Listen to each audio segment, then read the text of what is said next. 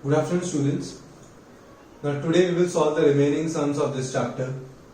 In the last lecture, we have completed till question number 11. अब question number 12 जो है, 12 is not a numerical. It's just a paragraph and you have to comment on the situation. तो ये numerical नहीं है. हम सिर्फ exercise की क्या कर रहे हैं? Numerical solve कर रहे हैं. Theories हम already पढ़ चुके हैं, तो ये situational question है. ठीक है? So situational questions नहीं करने हैं. हमें सिर्फ अभी क्या करने हैं? न्यूमेरिकल्स करने हैं. Okay, so 12th is not a numerical. आप देख सकते हो लास्ट में लिखा है comment on this logic and explain why the truck does not move. तो ये आपको मैंने एक्सप्लेन कर दिया है कि आप किसी चीज पे फोर्स लगाते हो. सपोज आप फुटबॉल पे फोर्स लगा रहे हो तो फुटबॉल आगे जाती है, बट हम इतना पीछे क्यों नहीं जाते? क्योंकि हमारा मास ज्यादा है. मास ज्यादा है इसलिए हमें एक्सेलरेशन क्या होगा? कम होगा. तो कोई भी हैवी चीज पे अगर आप फोर्स लगाते हो तो जितना फोर्स, जैसे हमने एक फुटबॉल को हिट किया तो फुटबॉल आगे गई, बट हम लोग इतना पीछे क्यों नहीं आए? Because of our mass. Even though the forces are same but the masses are unequal. अगर मास ज्यादा होगा तो उसमें एक्सेलरेशन क्या होगा? कम. इसलिए हम लोग मूव नहीं होंगे. तो वही सिचुएशंस मैं आपको ऑलरेडी समझा चुका हूं टॉपिक के टाइम पे. You have to think of दो situations and you have to apply the correct reason over here and you have to state the correct reason over here. अब बात करते हैं क्वेश्चन नंबर 13 की. 13th is a hockey ball of mass 200 gram traveling at 10 meter per second is struck by a hockey stick so as to return it along its original path with a velocity of 5 meter per second. Calculate the change of momentum occurred in the motion of the hockey ball by the force applied by the hockey stick. Question क्या है? A hockey ball of mass 200 gram. Hockey ball का मास कितना है? 200 grams. 200 grams means 0.2 kg. Mass is 200 grams, so which is 0.2 kg. Is traveling at 10 meter per second and is struck by a hockey stick. Hockey ball कितनी velocity से move हो रही थी? 10 metre per second. Suppose ये hockey ball है, ठीक है. Suppose this is a hockey ball and this is moving in this direction. Okay, कितनी वेलोसिटी से? 10 मीटर पर सेकेंड से. Okay, this ball is moving suppose from left to right at 10 metre per second. ये ball आगे जा रही थी, यहां से एक हॉकी स्टिक ने इसको हिट किया.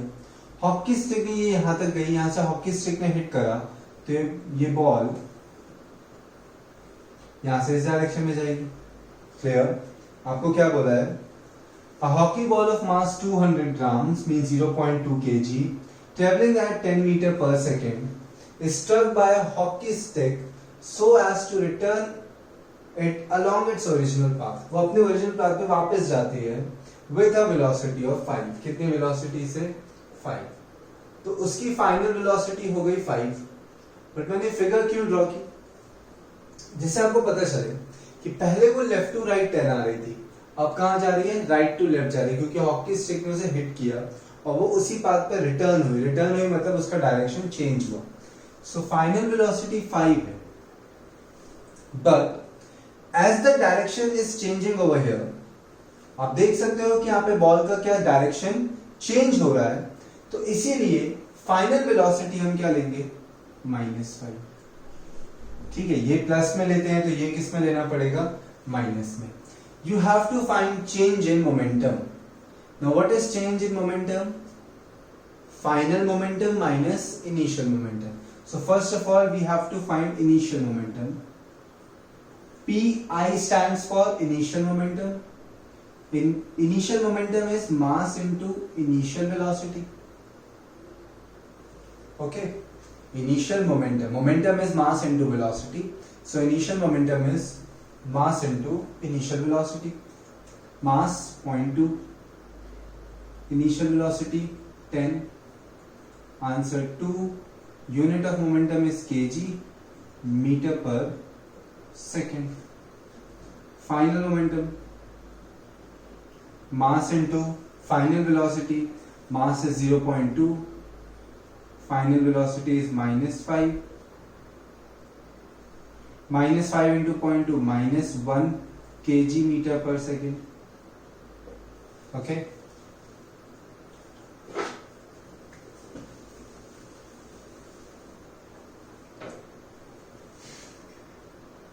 Change in momentum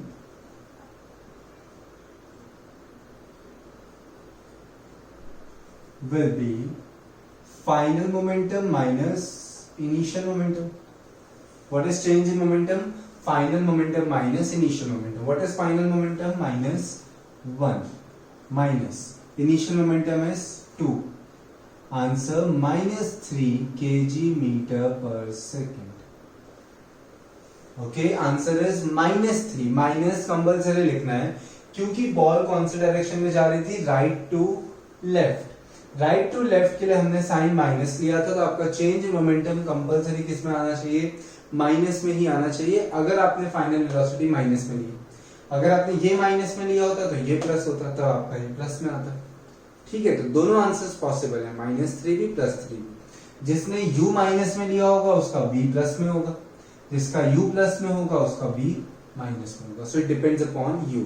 बट जो v में साइन होगा वही साइन यहाँ पे आना चाहिए, बिकॉज वो फाइनली उसी डायरेक्शन में जा रही थी. Clear? So change in momentum के लिए हमें क्या फाइंड करना है? Initial momentum and final momentum. Okay, next question number 14. 14th question को और 7th क्वेश्चन को इंपॉर्टेंट मार्क करके रखना. इस एक्सरसाइज से सबसे ज्यादा पूछे जाने वाले क्वेश्चंस कौन से हैं? 7 and 14. Now we'll see 14th question. 14th question will require more space, so better write the numerical. Okay, pause the video here and write this numerical. पूरा वीडियो देखने के बाद न्यूमेरिकल्स नहीं लिखने हैं, ठीक है? साथ साथ में लिखते जाओ, वरना वीडियो आपको 2 बार देखना पड़ेगा. So it's better when I'm saying pause the video, at that time pause the video and write this, write the given thing. Okay, लिख लो चलो.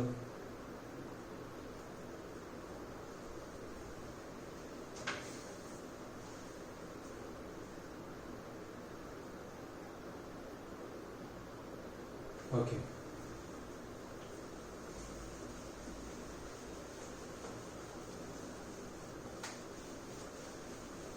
Now question number 14th. A bullet of mass 10 gram traveling horizontally with a velocity of 150 meter per second strikes a wooden block and comes to rest in 0.03 seconds. Calculate the distance of penetration of the bullet into the block. अब देखो ये question क्या है. Suppose bullet इस point से fire होती है, bullet इस पॉइंट से फायर हुई, उसके सामने यहां पे एक ब्लॉक रखा हुआ है wooden. Clear? A wooden block is kept over here. So bullet क्या करेगी? इस वुडन ब्लॉक में यहां तक ट्रेवल करेगी कांस्टेंट स्पीड से. आपको क्या दिया है क्वेश्चन में? Wooden block travels at a speed of 150 metre per second.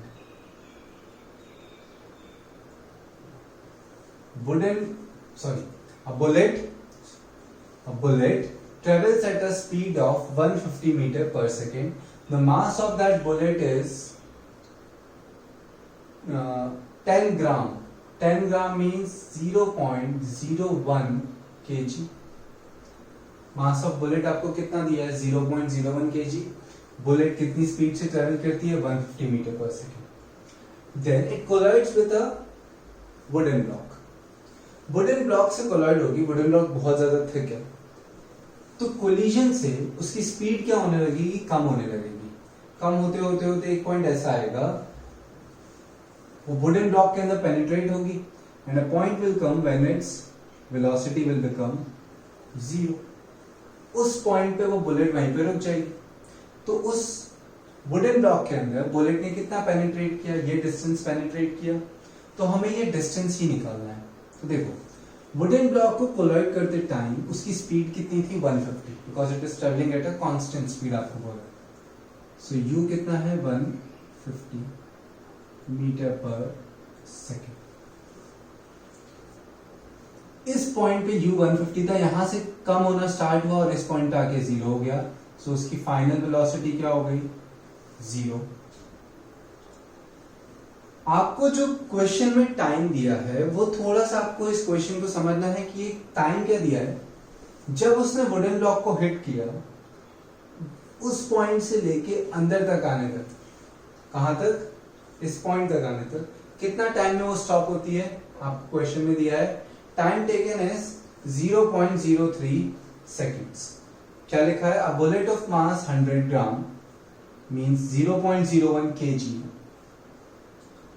traveling horizontally with a velocity of 150 meter per second strikes a stationary wooden block and comes to rest in कितने time में? 0.03 seconds. मतलब ये distance travel करने में उसे कितना time लगा? 0.03 seconds. हमें ये डिस्टेंस ही फाइंड करना है कि ये कितना डिस्टेंस है। ये जो डिस्टेंस है वुडन ब्लॉक के अंदर वो कितना है, वो डिस्टेंस फाइंड करना है और फिर हमें निकालना है calculate the magnitude of force exerted by the wooden block on the bullet. ठीक है, वुडन ब्लॉक ने कितना फोर्स लगाया वो फोर्स कैलकुलेट हमें करना है। चलो, यहां पे आपको क्या क्या चीजें दी है? Mass of bullet 0.01 kg, initial velocity of bullet 150 metre per second, final velocity bullet की कितनी हो जाती है? 0। इक्वेशन सबको समझ आ गया। यहां तक बुलेट की वेलोसिटी सेम थी 150। When it strikes the surface, its velocity starts decreasing, and at this point, its velocity becomes 0. So you have to find this distance of penetration of the bullet into the block. How much time it takes to stop? 0.03 seconds. We have to find distance. अब distance के लिए दो equations हैं, s equals to ut plus half at square and 2as equals to v square minus u square. Okay, in both the equations what you need? You need a. क्या चाहिए हमें? दोनों equations में s निकालने के लिए हमें क्या चाहिए? a चाहिए। तो एक्सेलरेशन पहले हमें फाइंड करना है। इस क्वेश्चन में हमें सबसे पहले क्या फाइंड करना है? Acceleration. Now acceleration is v minus u by t. What is acceleration? v minus u by t. Therefore a will be, what is v? 0 minus what is u? 150 divided by 0.03. 0 minus 150 minus 150, यहां से decimal remove करते हैं 3 by 100, तो by 100 कहां चला जाएगा? ऊपर। Okay, कितनी डेसिमल प्लेसेस है? 2, वो रिमूव करेंगे तो ऊपर क्या जाएगा? 100। 3 5 15 और ये 0 minus 5000 metre per second square. क्या मिल गया हमें? एक्सेलरेशन मिल गया। Okay, now apply any one equation, either second और थर्ड। ठीक है, हम थर्ड इक्वेशन अप्लाई करते हैं। According to third equation of motion,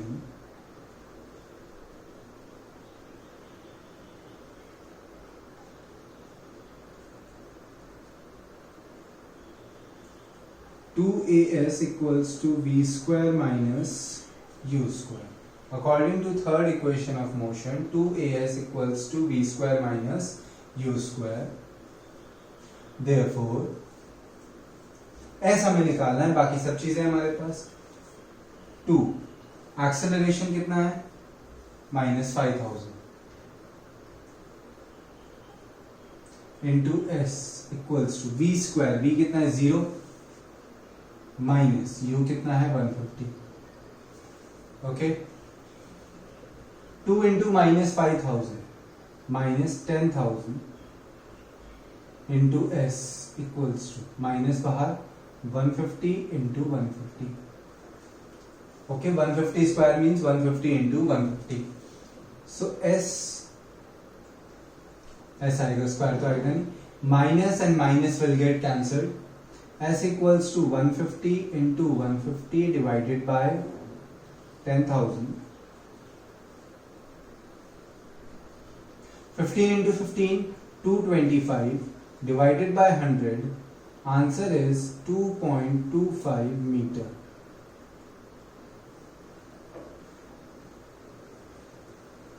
Okay, we got distance of penetration. कितना अंदर penetrate होगा? 2.25 meters जितनी बुलेट अंदर जाएगी. ठीक है? Now force क्या होता है? Mass into acceleration. Mass कितना है? 0.01 into acceleration कितना है? -5000. 0.01 means 1/100, तो वो दो जीरो कट हो जाएंगे. आंसर कितना आएगा? -50 Newton. Okay, in exams you don't have to draw this figure, you just have to write this. ठीक है, फिर से देखते हैं हमने इस क्वेश्चन में क्या किया. बुलेट एक पॉइंट से ट्रेवल होके यहाँ तक आती है 150 मीटर पर सेकेंड पे. It strikes a wooden block and it comes to rest in 0.03 second. You have to calculate how much the bullet has penetrated into this block. Bullet कितना अंदर गई है ब्लॉक के. सो हमारे पास u था, v था, t था. u, v और t से हमने क्या फाइंड करा? एक्सेलरेशन. एक्सेलरेशन आ गया थर्ड इक्वेशन ऑफ मोशन से, हमने s फाइंड कर दिया. ठीक है, हमें मास भी दिया था, तो मास और एक्सेलरेशन से क्या फाइंड हो गया? फोर्स. हमें फोर्स और डिस्टेंस फाइंड करना था. So pause the video here and right this. This is very important.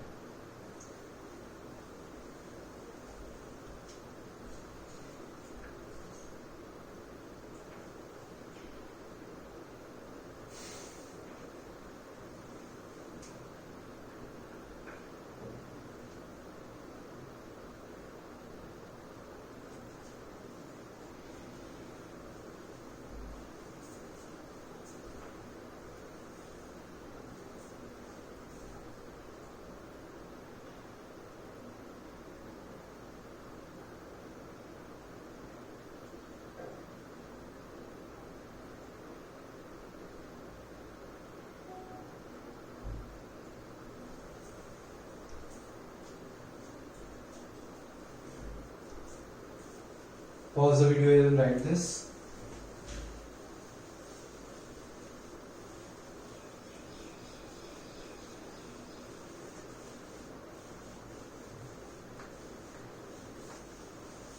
Okay.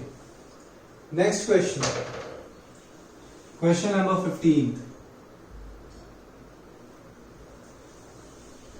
An object of mass 1 kg traveling in a straight line with a velocity of 10 meter per second collides with and sticks to a stationary wooden block of mass 5 kg. Then they move off together in the same straight line.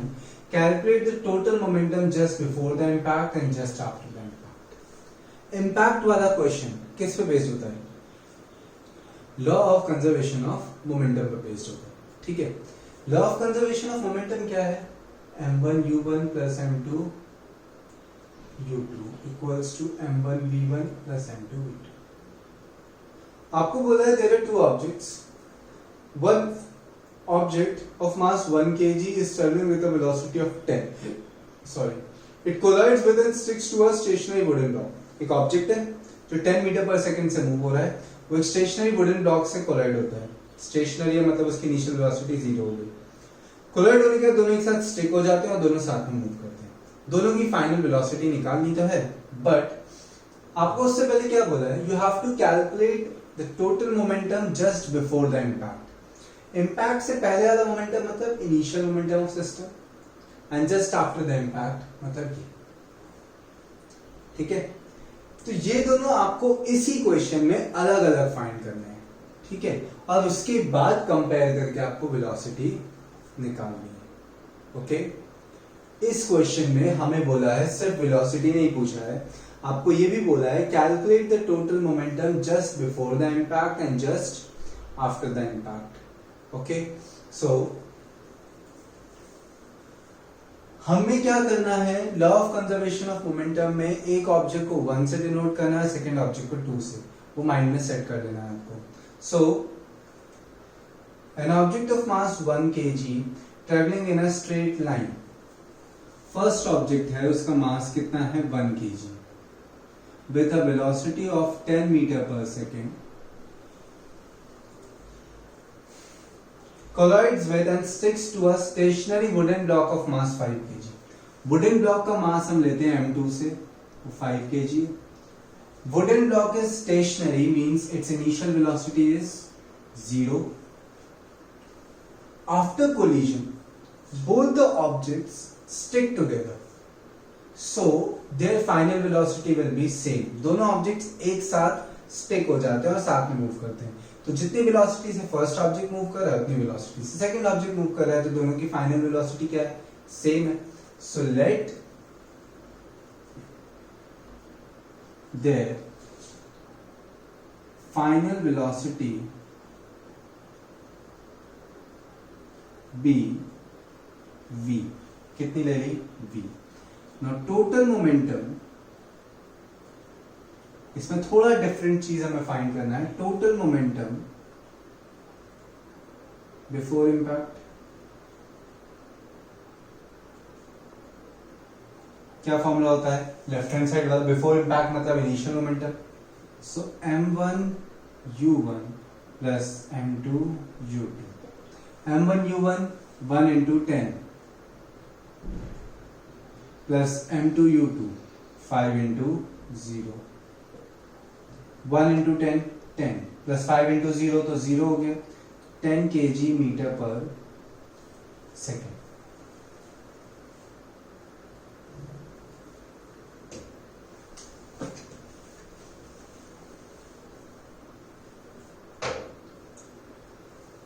Okay, total momentum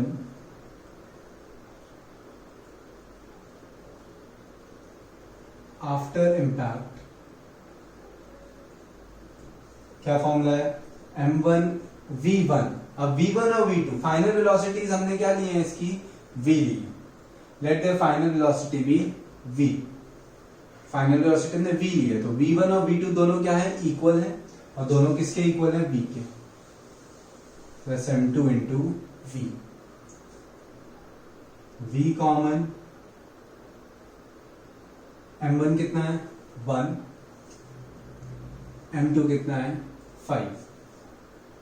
सो कितना आ गया 6v.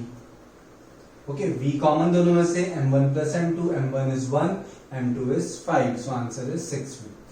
तो हमको total momentum before impact भी मिल गया, total momentum after impact भी मिल गया. Now we have to find this v. तीन चीजें पूछी हैं क्वेश्चन में. Total momentum before impact, total momentum after impact, and last v. So according to law of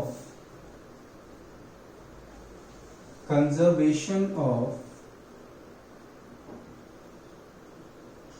momentum, according to law of conservation of momentum, total momentum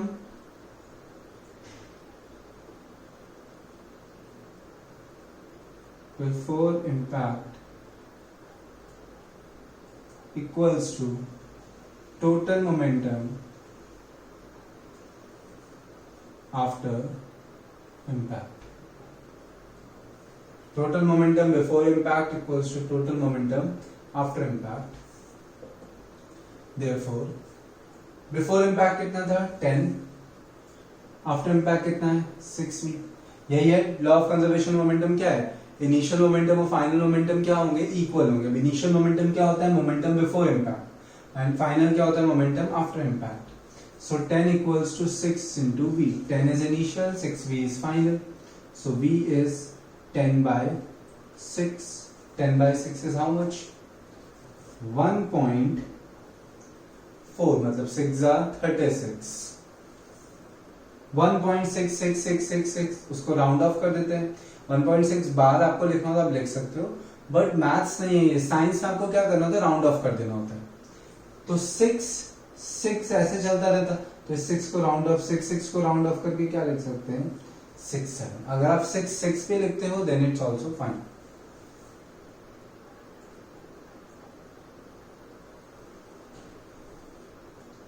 V is 1.67 meter per second. Okay, so pause the video here and write this question.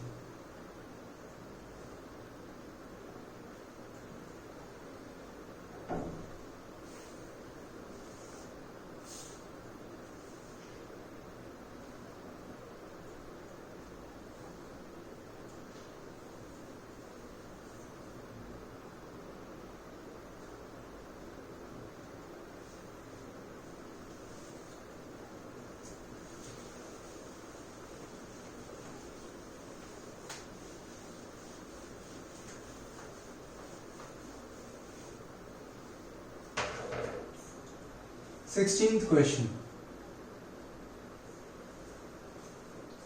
An object of mass 100 kg is accelerated uniformly from a velocity of 5 meter per second to 8 meter per second in 6 seconds.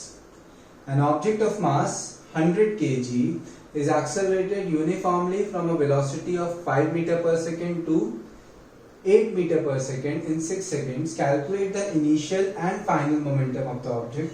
Also find the magnitude of the force exerted on the object. क्या निकालना है? Initial momentum, final momentum और force. क्या दिया है आपको? N object of mass 100 kg। बहुत ही simple question है ये। Mass is 100 kg is accelerated uniformly from a velocity of 5 to 8. Initial velocity is 5, final velocity is 8. In how much time? 6 seconds. We have to find initial momentum. Initial momentum क्या होता है? Mass into initial velocity. So 100 into 5. Initial velocity कितनी है? 5 है। 500 kg meter per second. Final velocity, final momentum, mass into final velocity. What is mass? 100. What is final velocity? 8. 800 kg meter per second. We have got initial momentum as well as final momentum. अब हमें force निकालना है। तो force के दो method हो सकते हैं, दो तरह से आप फाइंड कर सकते हो। एक तो force equals to m into a। तो पहले a निकाल दो v minus you by T से, a की वैल्यू आपको मिल जाएगी, फिर m into a कर दो। एक ये मेथड। दूसरा एक और मेथड है कि when we are having initial and final momentum, force का एक डायरेक्ट फॉर्मूला है pf minus pi by T, change in momentum upon time. Force का एक और फॉर्मूला हम पढ़ चुके हैं, change in momentum divided by time. So जिसको ये कंफर्टेबल हो वो ये करे, जिसको ये कंफर्टेबल हो वो ये करे। अभी इस टाइम पे when we are having initial momentum and final momentum, we can simply use this formula to get force. So force is final momentum minus initial momentum divided by time. What is final momentum? 800.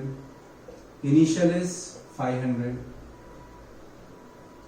Time is 6 seconds. Yes, it is 6. Okay.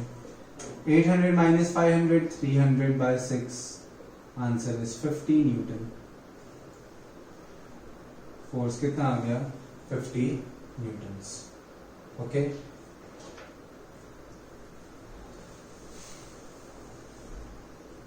Now question number 17, ये भी आप skip कर सकते हो क्योंकि ये situation based है, numerical नहीं है। लास्ट में आप देखोगे तो इतना बड़ा पैराग्राफ देने के बाद आपको लिखा है comment on these suggestions. Okay, so it is just a situational question जो एग्जाम्स में मोस्टली नहीं पूछा जाता। ओके, अगर पूछा भी जाए तो टॉपिक बेस्ड है, you can just answer, means you can just give the reason कि कौन सा लॉ है इसमें, ठीक है, which is very easy. 18th, how much momentum will a dumbbell of mass 10 kg transfer to the floor if it falls from a height of 80 centimeter?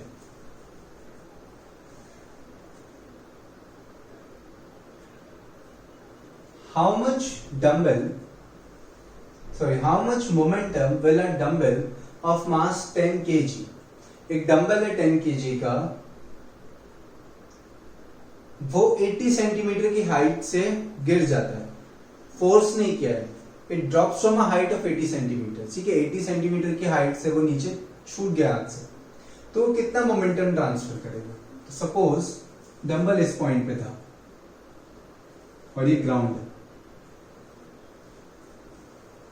तो वो ground पे कितना मोमेंटम ट्रांसफर करेगा। तो ग्राउंड को टच करने से पहले जो उसकी वेलोसिटी होगी, ग्राउंड को टच करने से पहले जो उसकी वेलोसिटी होगी वो अगर हमें मिल जाए, if somehow we can get this velocity, if we can find the velocity of dumbbell just before touching the ground, तो मोमेंटम तो क्या होता है, मास इनटू वेलोसिटी। मास हमें पता है डंबल का कितना है 10 kg, तो हमें क्या निकालना है, वेलोसिटी। अब किसी भी चीज का फ्री फॉल होता है, मतलब उसको फोर्स नहीं लगाया, वो एक पॉइंट से आके छूट गई तो इनिशियल वेलोसिटी क्या होगी, जीरो। ऊपर फेंकते हैं तो मैक्सिमम हाइट पे जाके फाइनल वेलोसिटी जीरो होती है, तो जब अपवर्ड में मोशन होगा तो फाइनल वेलोसिटी जीरो होगी। बट जब फ्री फॉल होगा, सिर्फ छूट गया हाथ से, तो उस कंडीशन में उस ऑब्जेक्ट की इनिशियल वेलोसिटी क्या होगी, zero. A dumbbell falls from a height of 80 centimetres, okay. Falls मतलब उस पर कोई फोर्स लगाते तो उसकी वेलोसिटी होती, बट वो तो छूट गया तो उसकी इनिशियल वेलोसिटी क्या होगी, initial velocity zero. So initial velocity zero हो गई। तो डंबल कितना डिस्टेंस ट्रेवल कर रहा है, 80 सेंटीमीटर। तो अब डेटा लिखते हैं। डंबल का मास कितना है, 10 kg। डंबल 80 सेंटीमीटर की हाइट से छूट गया तो उसकी इनिशियल वेलोसिटी क्या होगी, zero, because it is a case of free fall. It falls from a height of 80 centimeters, so during that period, it will travel a distance equal to 80 centimeter. तो S कितना दिया है आपको, 80 centimetre. जितनी height है उतना ही वो distance travel करेगा। तो S है 80 सेंटीमीटर, 80 सेंटीमीटर्स मीन 0.8 मीटर्स, 100 से डिवाइड कर देंगे। अगर हमें V मिल जाता है तो हमें P भी मिल जाएगा, मोमेंटम। P क्या होता है, M into V। तो V निकालने के लिए एक्सेलरेशन आपको दिया है, take its downward acceleration to be 10। मैंने आपको क्या बोला है, कोई भी ऑब्जेक्ट नीचे आता है तो उसकी वेलोसिटी इंक्रीज होती है। तो कोई भी ऑब्जेक्ट डाउनवर्ड मोशन कर रहा है तो उसका एक्सेलरेशन पॉजिटिव, अपवर्ड मोशन कर रहा है तो उसका एक्सेलरेशन नेगेटिव। कोई भी ऑब्जेक्ट को ऊपर थ्रो करेंगे तो a माइनस में लेना है, नीचे ड्रॉप होगा तो a प्लस में लेना है। तो a दिया है 10। अब पहले v निकालने के लिए 2as equals to v square minus u square। 2as कितना है, 0.8 equals to v square minus u कितना है, 0। 2 into 0.8 16, a कितना है, 10। 10 into 0.8, what is a is 10। 10 into 0.8 8, 8 2s are 16, okay। 10 into 0.8 8, 8 into 2 16 equals to v square। तो v कितना आ गया, v square अगर 16 है, 16 किसका स्क्वायर है, 4 का, तो v कितना आ गया, 4 metre per second. we got v, okay। now momentum p is m into v। v आ गया हमारे पास। v कौन सा, just before touching the ground, तो p कितना हो, p इक्वल्स टू m कितना है 10, v कितना है 4, answer 40 kg metre per second. तो कितना मोमेंटम ट्रांसफर करेगा डंबल ग्राउंड को, 40। कैसे, हमारे पास इनिशियल वेलोसिटी जीरो होगी क्योंकि ड्रॉप हुआ है, डिस्टेंस ट्रेवल करेगा 80 सेंटीमीटर मतलब 0.8 मीटर्स। फाइनल वेलोसिटी अगर हमें मिल जाती है, मोमेंटम मिल जाएगा। फाइनल वेलोसिटी के लिए third equation of motion v मिल गया हमें, then p equals to m into v, okay। the chapter is completed, ठीक है। अब इसमें जो theoretical questions हैं, just go through it once। the answers are already given in the notes and it is already explained during the topics। जो भी इसके reasons है वो topics में पहले से explain कर चुके हैं। all the numericals are also completed, okay। so just cite this, wait for the next lecture, ठीक है। also today I will give you some homework related to this chapter, so do that homework without looking into the videos, ठीक है। पहले एक बार memorise कर लो, समझ लो, फिर बिना देखे वो होमवर्क करने का आपको ट्राई करना है. Okay, and try to manage your timings, try to read as much as possible, क्योंकि सिर्फ वीडियोस देखने से आपको नहीं आ जाएगा. क्लियर? उसके बाद उस चीज को रीड भी करना है. Make notes while watching the videos. ऐसा नहीं करना है पहले वीडियो देख लो फिर नोट्स बनाने के लिए एक और बार वीडियो देखो, ये भी आपको करना नहीं है. Okay, if you have any doubt related to the video lecture तो आप उसी दिन मुझे मैसेज कर दो, ठीक है, या कॉल कर दो. अगर डाउट ज्यादा बड़ा हुआ तो नेक्स्ट वीडियो सेशन में पहले मैं वो डाउट को ही एड्रेस करूंगा, पहले मैं वो डाउट उसी वीडियो सेशन में क्लियर करूंगा, then we will proceed further. So make it a habit कि आप पैरेलल ही चलो, तो उससे आपका ही बेनिफिट होगा. Okay, thank you.